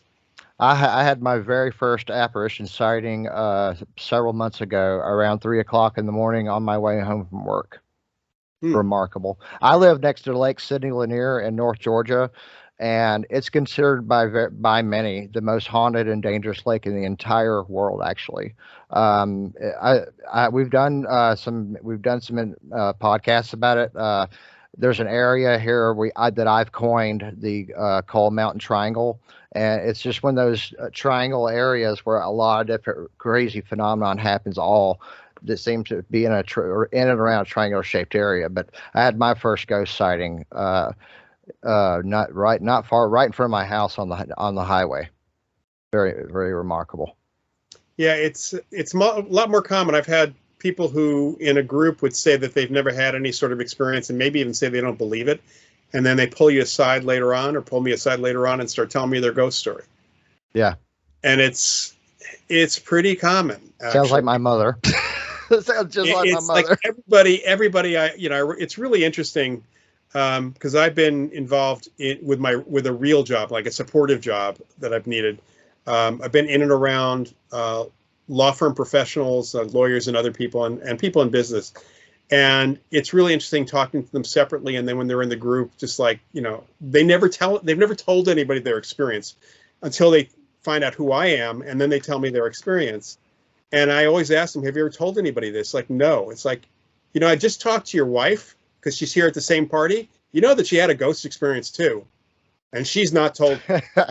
It's like, you guys aren't, if people would just simply stop worrying about being thought of as weird, we would find that a majority of the population has had some kind of, whether it's ghostly or ESP experience, people have had these experiences.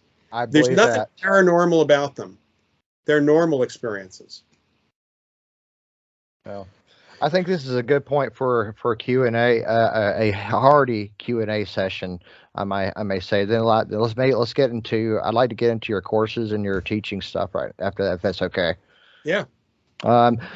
Vince, would you kick off a Q&A?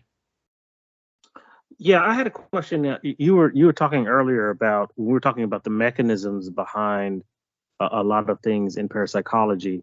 I was reading a book recently about a subject that actually I had previously in quantum biology, and it basically the premise is that it a lot of things that have to do with life and our biomechanisms happen on the quantum level in a way that we can't understand yet.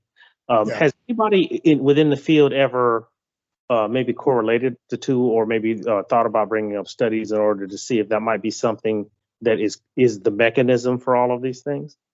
Well, I know that people in our field are talking to physicists, and actually quantum physicists are the most open of all the sciences to talking to us, because they're also interested in consciousness and how consciousness may affect the quantum level, how our consciousness might. There are experiments in our field which look, the double slit, kind of classic physics experiment, the double slit experiment, where it seems that intention does affect things at the quantum level.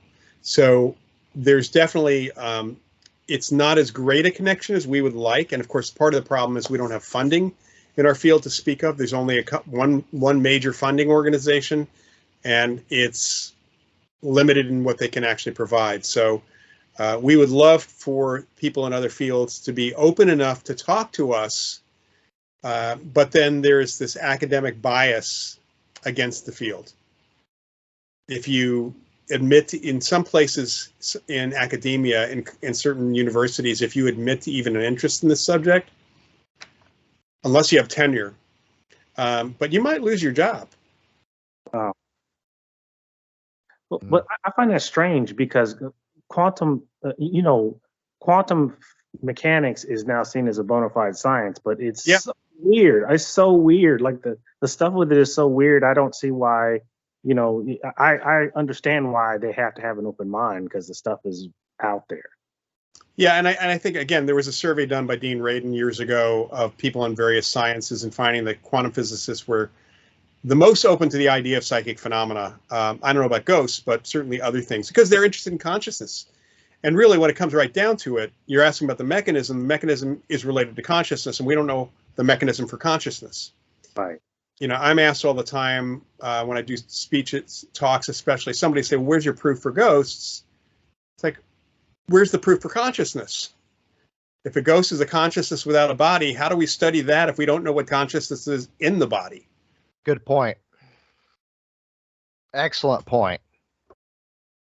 It's the consciousness problem, and it's a big debate in science. I mean, in all fields of science, the definition of consciousness, and there's the materialist view, there's the dualist view. It's a philosophical issue, it's a neurological issue, it's a physics issue, it's a biology issue, it's an issue across the boards. And fortunately, there are people who are focused on that question, but there's not a lot of them yet, not enough of them. And parapsychology is a form of consciousness studies, because we're studying a particular set of experiences and phenomena that relate directly to consciousness, maybe with the brain, maybe not with the brain. I think the brain Yeah. might be like a neural processor for your consciousness. You know, I have no problem with the brain creating consciousness, you know, as we gain experience and such. I'm on the side of survival of consciousness after that. There's a whole range of folks who believe that our brains are actually the receivers of consciousness, that the signal's out here, kind of like a satellite signal or your cable signal. So basically, one of the arguments about consciousness being, you know, having to be in the brain, that the more materialist folks will bring up is that, well, when there's brain damage, the person can't communicate, they can't do X, Y, and Z. It's like, well, when your TV set has a problem, does that mean the signal's not good anymore?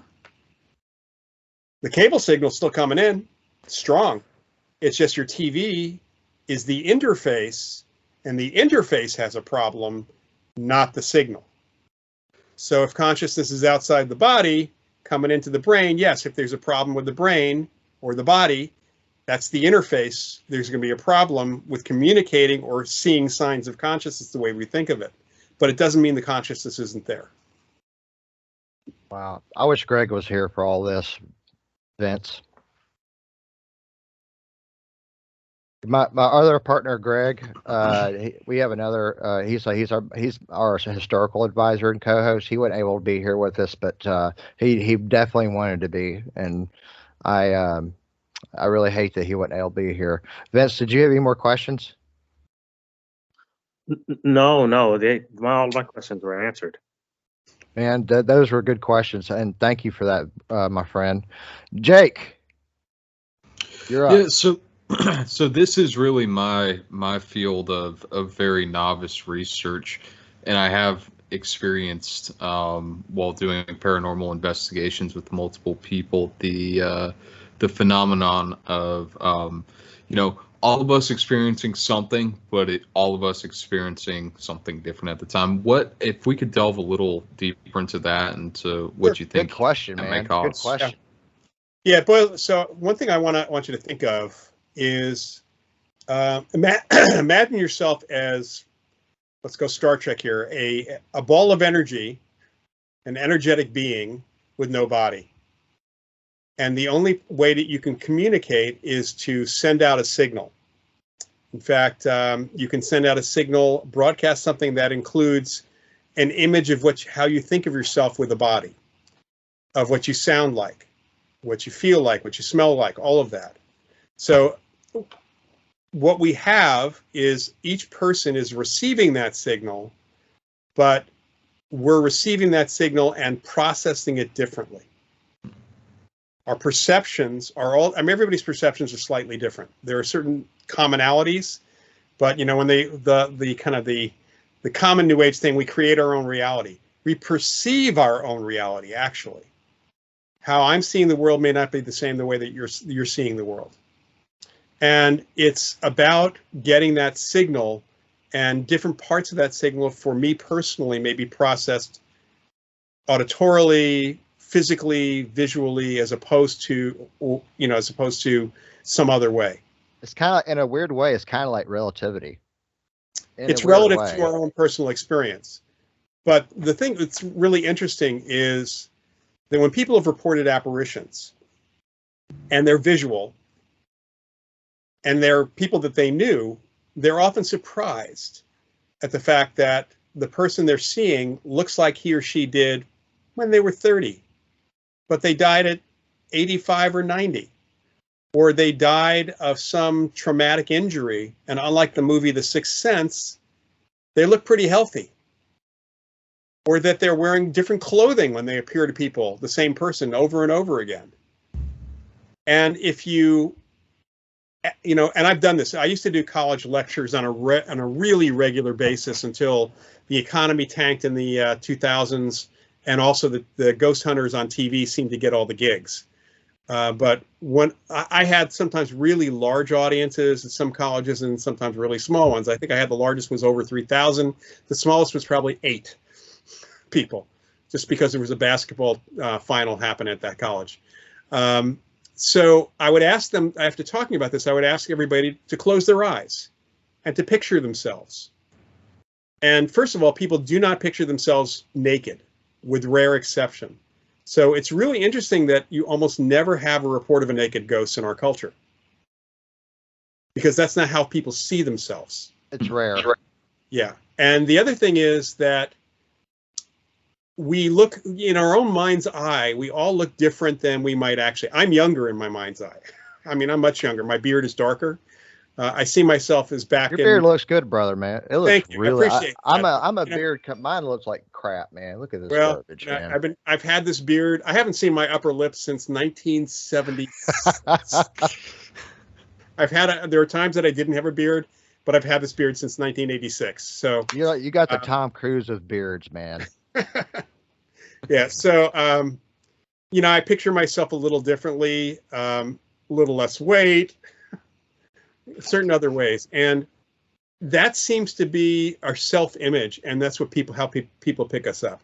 So, but people process in our perceptual process. We get the signal, just like we're getting signals from our eyes and our ears, and the perceptions in our head process that, and then add that picture, add that sound, add that smell to the regular perceptions we're getting. So it's all about that. Now, interestingly enough, when I've done these surveys, a lot of ghosts are seen only down to about their knees, right above or right below their knees, which is interesting. And so I started asking these college students, when they pictured themselves, how many of you picture yourselves all the way down to your feet? In your self-image, did you see your shoes? And only about 5% said yes. And then I had them keep their hands up, especially in the large audiences. And then I would ask, how many of you that have your hands up buy a lot of shoes? And I would say that 4 out of 5 bought a lot of shoes, which is why they were thinking themselves all the way down to their feet. Shoes were an important part of their self-image. Not so much for a lot of people. Wow. Good question. Jake, you got anything else? You got any more questions for us? Give us something. Give us something so, good. Did that clear it up for you? Yes, it did clear it up for me. And I do have a follow-up to that. Do you think that it could also possibly be that their perception is open to different things, like in a certain way? I'm an audio guy, I'm an audio engineer, so I tend to experience a lot of auditory incidents out in the field, versus my other friends who feel more tactile sensations or perhaps see something more. I think that's so. Could it be? Yeah, we've talked in psychology. They often talk about people being more kinesthetic, or visual, or auditory in the way that they deal with the world. You could even tell sometimes when people say, I hear what you're saying, I feel you, man, I can see what you're saying. Those almost are always giveaways for the way the person processes too. Sure. Very interesting. Wow. Good questions, brother. Good questions. Thank you for those questions. I actually have a question. So let's look at this. Let's go back to clairvoyance for just a minute. So time, time space. Is it a cosmic hard drive? Are we just simply in a psychic way when we're remote viewing or whatever, or looking at Xener cards? Either way, are we accessing data from the cosmic hard drive? You mean the cosmic cloud? Yes. or yeah. I'm behind the times. We're talking about the cloud here. We're not talking about hard drives anymore. It's in some instances, certainly we are picking up information that's kind of like imprinted in the world. When we have hauntings, what ghost hunters call often residual hauntings, it seems like we're picking up information that's imprinted into the environment. And whether that is out there or right here is hard to say.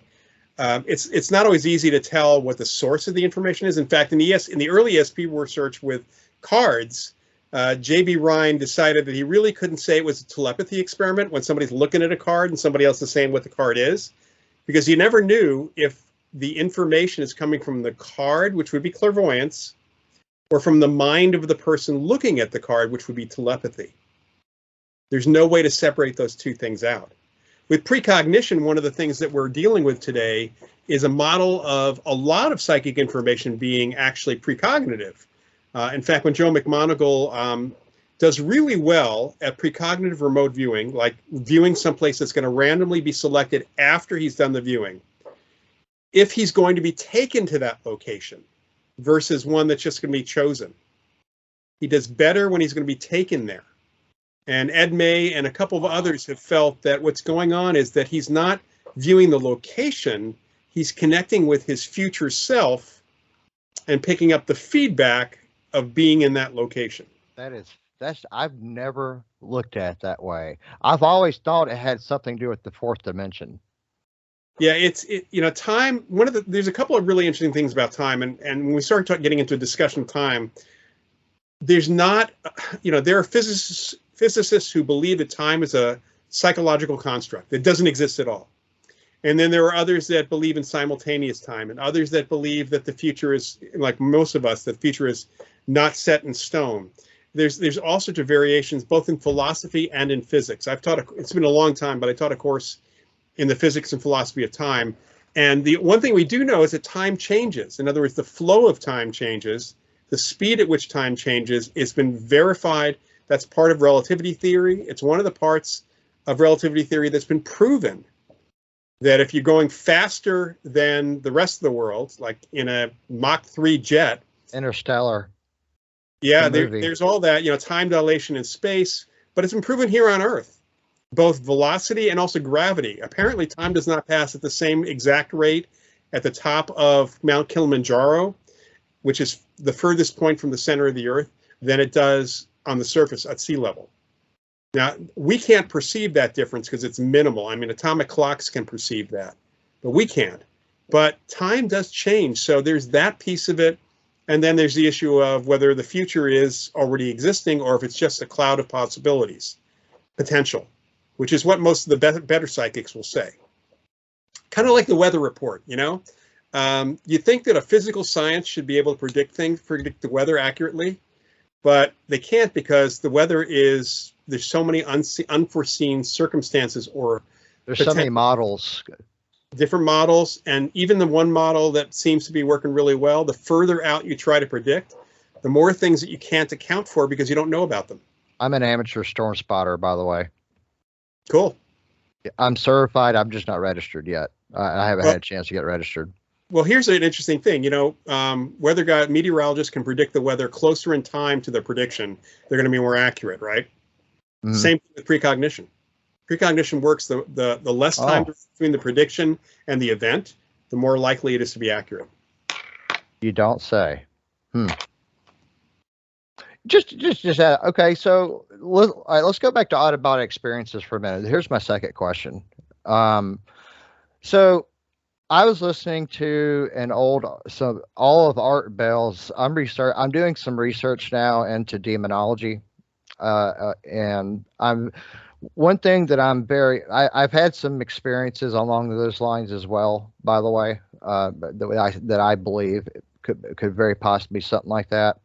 But I was listening to his interviews with Father Malachi Martin, and I was so fascinated by his interviews. I listened to, I think, all 7 or 8 of them. But I remember in one interview, he was talking about remote viewing. And him and somebody that claimed to be involved with either Project Stargate or the program, whatever itineration it was before Project Stargate, that they called this whenever their consciousness sometimes they would have out-of-body experiences during the course of some of these experiments, and they called this this dimension the plateau. Number one, are you familiar with that term, the plateau? And number 2, do you think it could be what they call, what the Catholics would call like a purgatory-like place? And the last question I want to the part of this question is, do you think it really exists? And what's the purpose? Is it just like in the fourth dimension? Are we talking about like an actual dimension of time that the soul or the consciousness is in? I know that's a real complex question, but I'll let you answer that. Well, first, let me say that when mediums are talking to people on the so-called other side, when people have left the Earth plane, as they often talk about, we don't know what that existence actually is. We don't know if it's another dimension. We don't know if it's just simply a different way of existing. Certainly, they don't have bodies anymore. Physicists have described that there are 11 to 27 different dimensions, depending on who you talk to. And when it comes right down to it, we don't know what that means. We perceive in 3 spatial dimensions and 1 time dimension, essentially duration, but it's not. We don't know whether our perceptions can bleed into other dimensions the way we think of it, and whether those dimensions are just simply here with us and just different ways of existing in space and time. So that's one thing. So people talk about the astral plane. They talk about. I've only heard the word plateau once or twice. It's usually talked about as the astral plane. Ingo Swann, who was the person who actually taught most of the initial remote viewers, did both remote viewing and out-of-body work. And Swann was an amazing he was a subject in a lot of out-of-body experiments. His book, To Kiss Earth Goodbye, which came out in 1976, he talked about traveling out of body to Jupiter and Saturn. And the things he described around Jupiter and Saturn were contradictory to what we knew about Jupiter and Saturn until Voyager got there. Once Voyager confirmed some of the odd things that he said he had observed, like Saturn's rings being great and rings around Jupiter. There's some things he talked about that, and he considered that out of body, not remote viewing, because he felt like he went there, which is that's a big differentiator right there. As far as the religious perspective, it is a religious perspective. There is nothing we talk about in parapsychology other than studying it from an anthropological perspective. Right. I personally do not believe in demonic anything. I think there could be some harmful or dangerous forces, so to speak. But I've had cases where people have claimed it was demonic, and it was not even close to bad. It was just that they were freaked out because they watched too many TV shows. Or they blamed everything that they, I've had people blaming, they saw an apparition and all of a sudden they trip and fall and hurt themselves. The demon, the apparition pushed them, right. Or the demonic entity. Or then you have the ghost hunters who get the growl or something like that on EVP when there's nothing bad reported at all. And suddenly they tell people there's a demon there. There's a lot of misinterpretation. There's a lot of bad folklore that's being applied. There's an awful lot. We have no evidence of demonic entities within our field that we've seen at all. Harmful, potentially. There are certainly some a-holes who apparently are sticking around as ghosts, or bullies, people who are bullies, and you could call them demonic in that sense, but you'd have to call the living people demonic then, before they died, wouldn't you? There has to be that kind of parity there. We don't hear anything about heaven per se or hell the way that it's normally talked about in various books or religious perspectives, and there are various interpretations of the afterlife going back thousands of years that have some commonalities, but not the commonalities that you find in other ways. I have a theory about that, by the way. What if, the one thing I've learned about, and my uncle had a near-death experience, and he told me about when I was about 8 years old, and it blew me away. I saw that first segment on Unsolved Mysteries around the same time about the little girl, and she was flying through a tunnel, a real pretty colored tunnel, and she met this woman, and she met the light of God. She encountered the light of God, and it was just it blew me away, man. But here's my theory. Everybody, almost every person who reports a near-death experience, there are several common factors that I've noticed. One of them, as you previously mentioned, being out of the body and observing. What I kind of suspect is happening, I think that what's happening possibly is when people have these experiences, they might not recall all of the experience. They might not be able to remember all of it. But I think what happens is it's literally traveling across dimensions. I think what could be, because everybody reports something very similar, but they're also very different at the same time. As far as what they experience, and they all seem to say that everything kind of happens at once. It's like time doesn't exist, Right. or you perceive time in a different way, I guess. But what I think is happening is you're going through all these dimensions, and I think that maybe you're going through the fourth dimension once you leave our universe. Maybe you're going into the fourth dimension. Maybe you're seeing your life review there. Maybe that's what's happening. Maybe then one account I read that would just blew my mind. This woman, she said she was. She didn't believe in anything, no afterlife, no nothing, no higher power, no other types of entities or anything. But when she had her near-death experience, she reported that she left her body, she flew through the universe, like literally just took off. And then once she got through the universe, she saw those three dimensions collapse. It's like it was like it was collapsing. And then she's in this other dimension, and then she's seeing her life review, and then that dimension, it just kind of collapses, and so on and so forth. Do you think that they're just traveling across many different dimensions? It's really impossible for us to determine that. When I've worked, because I'm president of an organization called the Forever Family Foundation, and we certify with a scientific protocol mediums who are evidential. And talking to those mediums, as well as other mediums and psychics I've worked with over the years, they talk about the afterlife. People always love to ask in that group sessions, what's the afterlife like? And the mediums generally will say, here's what they're describing to me, but just realize that it's filtered through my brain and what I know, so there's a bias. In other words, it's interpreted by me. Whatever information they're giving, and I can't possibly interpret things that are outside my experience. So I tend to think that the afterlife is more different than we can even imagine. This thing going into the science fiction realm, it's not only different than we think, it's more different than we can imagine at this point, because we don't have the experience of what that is. Kind of like a fish trying to describe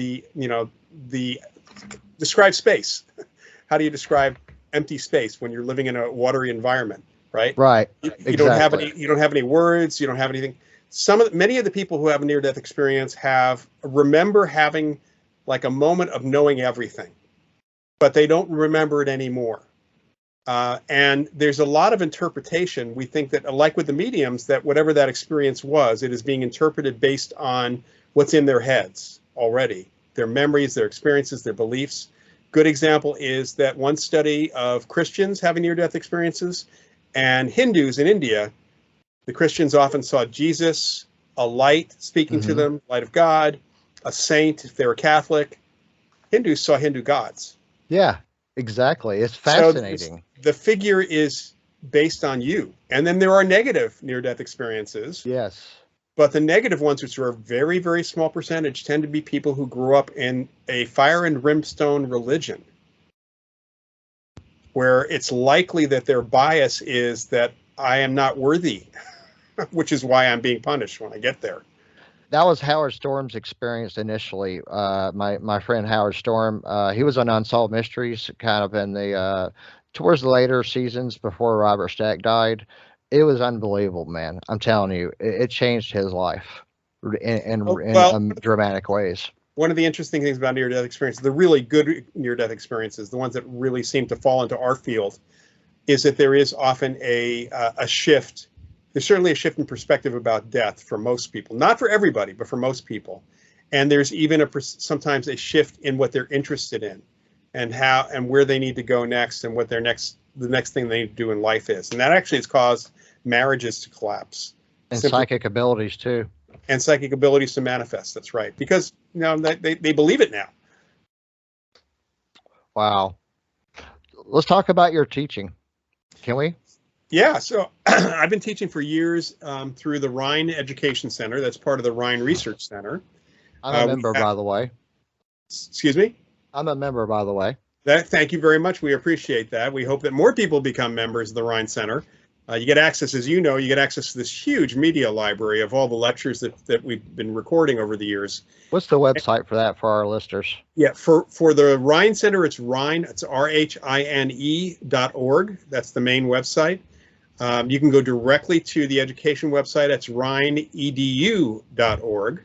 Or just go to rhine.org and click on the education link, and that'll take you over to our courses. So right now we've started courses already. I'm teaching 2 courses right now.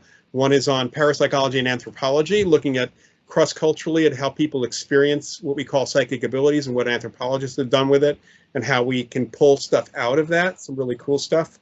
And then I'm teaching a first-level basic field investigations class. Think of it as Ghost Hunting 101. We actually have some more research-oriented courses that John Kruth teaches. We've now brought in some other instructors. We're expanding quite a bit.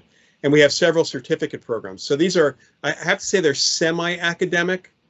They are. I'm going to take all of them. I've already, as soon as I can get the funding to do it, I'm going to take all of those courses, man. I've already decided I'm going to take Well, them. you know, we're hoping people do. We try not to price them too much. They're typically either 4-week or 8-week classes. They're usually around 200 for the longer classes, like $250. But the whole idea here is that some people can take them for a grade, or you can just join in for fun. I mean, you can just take them for fun. And the ones who take them for a grade, if they pass the class, and I've had only one person over the years not pass the class, and that was because they didn't do the assignments, not because they got it wrong. Because frankly, anything online is open book, more or less. You know, it actually bothers me when somebody doesn't get the right answer when they have the slides from the lecture, and the answer is on the slides. That bugs me as an instructor. That shows laziness, essentially. I should have named one of my children after you, brother. So the courses, you know, I've taught courses in, so we have multiple courses in investigations, including one on using technology. We have an advanced ghost hunting, advanced investigations class. That's awesome. I've taught courses. Personally, I've teach courses kind of in my wheelhouse, which is more experiential, talking about, I've got a course, a 4-week class in August called Developing Intuition, which is really developing ESP, based on what I've learned from not only the research in the laboratory, but also working with a lot of psychics and mediums over the years, how to develop and how to work with your own psychic abilities. I've taught courses in a variety of areas. And if you look at the Rhine Education site, you can see that there's a link to see what all the classes are we've offered. I even offered a class last fall with a skeptic named Kenny Biddle, and we did a course on the skeptical approach to parapsychology. Wow. And Kenny it was a fun class for both of us. I've watched some of those videos, by the way. I watched one on remote viewing. That was really good, man. Probably good videos. And yeah, and Paul's, I think, teaching the remote viewing class in August as well. So that'll be a 4-week class. So we have experiential classes, and we have research classes, and we have more general classes. I've taught a course on pop culture and parapsychology, which is basically comic books, movies, and TV, and how that, and then also reality TV falls into that too. And cool. I just taught a course called Presenting the Paranormal to the Public for people who do investigations or who want to talk to the public about the subject. Had a few people who do podcasts, and then I'm going to turn that into a book, in fact. That's cool. You've written books. I've written a lot of books. I was going to earlier on. I was going to mention my Mind Over Matter book, which is all about PK and covers martial arts and all the stuff we were talking about.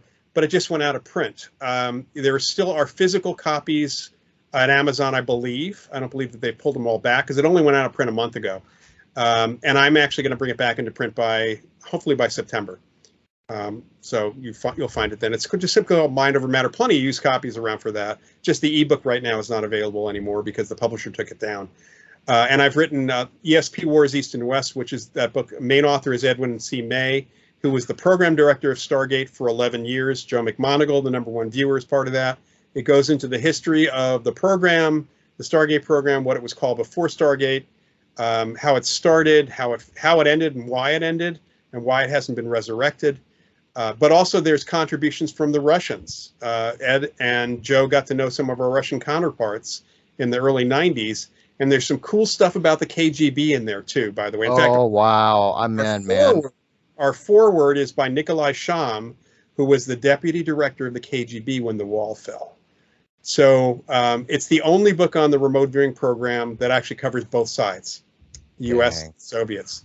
And then I've written books. My psychic dreaming book is still available. And I've got books like The Ghost Detective's Guide to Haunted San Francisco, which was co-authored by a medium by the name of Annette Martin. And it's really a way of finding out how parapsychologists and mediums work together on cases. That's kind of what that's about. And then there's a couple of basic books. I wrote a book called Ghost Hunting and Hauntings and Poltergeists, and those are really very entry level. They're written differently than my other books as well. And my ESP Hauntings and Poltergeists, my first book, is available still. Cool. That's awesome. What about documentaries? Is there any documentaries there that you've been in that you really enjoy that you would recommend for us to look at? Trying to think of there's a series on Netflix called Surviving Death. I'm involved in. I've seen it. Episode 5, and I wrote a chapter for the book that's based on, called Surviving Death by Leslie Kean. There is another book. There's a documentary on Amazon. I think it's called Surviving Death. Also, it was done years ago. It's a half-hour documentary that I'm involved in. One of the favorite things I was involved in was kind of a goofy one. It's a look at ghost hunting. It's called Ghostumentary. And it's on Amazon Prime. I think I've seen that. I think I've heard of that actually. It was a fun thing. It was a real fun thing. Unfortunately, they couldn't get licensed to use the Star Wars references that they wanted because they had some like me and Yoda just juxtaposed at the end. And I want your autograph, bro. I want it, man. I have a YouTube channel and it has a lot of segments of TV stuff that I've done. It's just simply youtube.com/Loyd Auerbach. You were on Sightings, weren't you? I did a lot with Sightings, especially the first few years. In fact, I remember it. I remember seeing you when I was a kid. The Sightings Ghost Report you can find on YouTube. The Sightings Psychic Powers Report you can find on YouTube as well. Some of my segments from Sightings are up on my YouTube channel.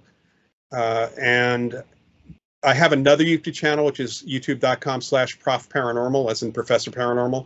And that it has a couple of my lectures, including a relatively recent lecture on psychic dreaming that's there.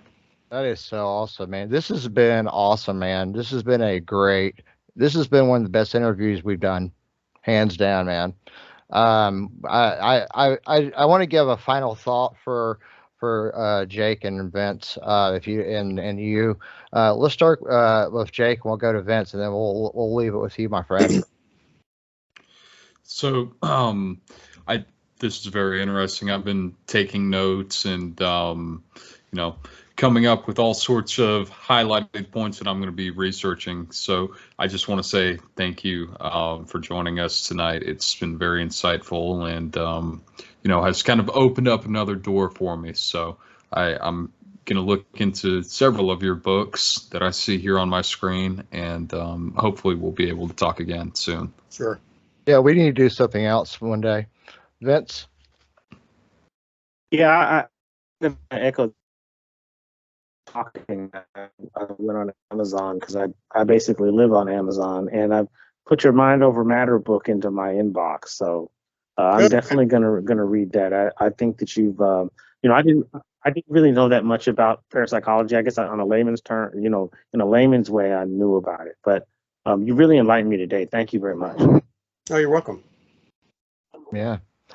I tell you what, man. If you could leave us with one thought, what would it be for what parapsychology means for mankind today and moving forward? What's your thoughts? So parapsychology, this is what has kept me interested all along.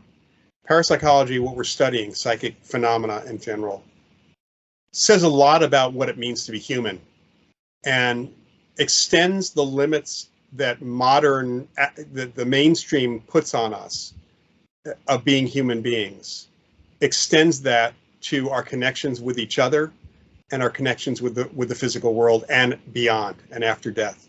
It has an enormous amount of impact of what to say about who we are as human beings. And that question, what is our potential? Who are we as humans? That's what's kept me interested. That's a question that you see on Star Trek. It's a question you see in a lot of science fiction. it is a mystery. You know, what are these things? How are they working? Why do they work? That's the mystery. But what it says is we're much more than we think we are. I amen to that, man. I believe it 100%.